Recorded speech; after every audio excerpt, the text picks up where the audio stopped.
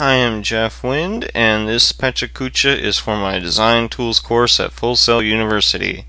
My presentation is going to be on the influx of K-pop into American music culture. In this report, I shall cover everything from the genres inside of K-pop to examples of popularity in America. Just what exactly is K-pop? The word literally means Korean pop, which defines a category of music. However, it can also contain subgenres within the same term. Some of these subgenres are ballads, rap, pop, and hard rock. K-pop is more about style and personality than singing or dancing talent. K-pop hit the world by storm. It washed over the Asian community like a huge tidal wave, which is why the K-pop revolution is commonly known as the K-wave. When it first debuted around Asia, it swept through whole countries at a rapid pace, and now K-pop is steadily gaining in popularity all across the United States. Love is the main emotion that is expressed in the many ballads found within K-pop. The songs usually have a faster tempo than American ballads, however, remain rooted to the genre through rhyme and by having the content usually connected to the act of falling in love, or having love for somebody precious to the artist. When it comes to the opposite of the ballad, in which the emotion of heartbreak takes center stage, often rap is the chosen genre. This medium can help in displaying emotions tied to anger, found in the bad breakup of a relationship, to the attempts of telling somebody hidden feelings of love and passion. The lively sound of pop is the most common genre of music found within K-pop. It contains a fast-paced tempo with an upbeat rhythm that has more of a dance music feel. Pop is the main type of K-pop performed on television concert programs such as Music Bank, which can air on KBS. Some artists in K-pop sing or rap to hard rock for more of a rock and roll feel to their music. To Anyone's track, entitled I Am the Best, is a prime example of the hard rock style used by a lot of recent K-pop singers. The harsh tones and wild style are even reflected in their costume choice while performing. This brings me back to the K-wave. K-pop truly hit the world with tidal force and gained popularity exponentially.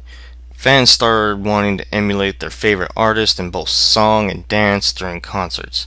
K-pop dance cover festivals were formed and started to spring up all over the world. K-pop bands can consist of an array of people per group, or a single individual. In the case of most K-pop bands, groups, or even a solo artist, it is often that they are only singers and dancers.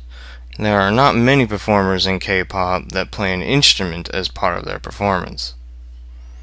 Concerts are being performed all across the United States, from LA to New York. These events are being put on by some of the most renowned recording companies in all of K-pop, such as YG Entertainment and SM Town, that present highly regarded artists like Girls' Generation and Super Junior.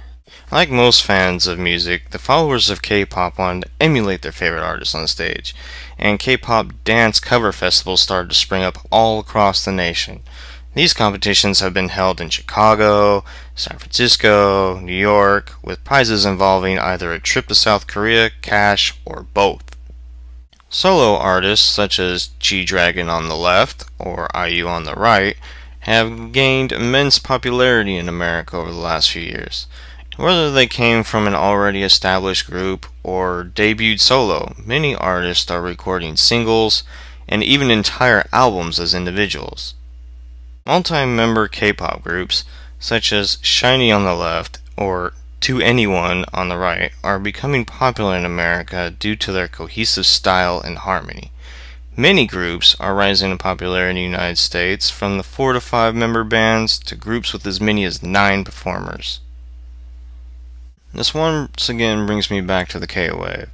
K-pop truly hit the world with tidal force, even in America, without traditional means of media exposure. Through various different forms of social media, the world of K-pop has been able to spread out all across the United States. With little to no exposure through the utilization of televised media such as NBC, ABC, CNN, or Fox, K-pop has to rely on other forms of media. One of those options takes shape in the form of web shows that are based in America and uploaded in English. MNetAmerica.com has a web show called Hello Pop. As a sign of K-pop's rising popularity in America, the group known as Girls' Generation performed their latest hit single, The Boys, on The Tonight Show with David Letterman, and again the next morning on Live with Regis and Kelly.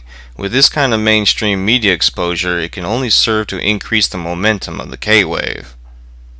Advertising agencies are starting to recognize the influx of K-pop surging into the American music culture. To the left, we can see Sully from the band FX in a sexy pose, wearing a pair of Calvin Klein jeans for an ad campaign. K-pop artists are also modeling for American companies in foreign countries. In 2003, it was Korean dramas that helped propel the immense popularity of K-pop by becoming the early driving force, which allowed the genre to fully explode on the international market. The Korean television station KBS airs dramas that can be accessed by American television companies such as Xfinity. Again, this brings me back to the K-wave once more. K-pop has experienced such a rapid growth already in America, even without the aid of any mainstream media exposure. With artists modeling for American companies, performing on talk shows, and judging singing contests, the future looks bright for K-pop. In conclusion, I would like to say that I do not see the K-wave slowing down anytime soon, but rather picking up speed.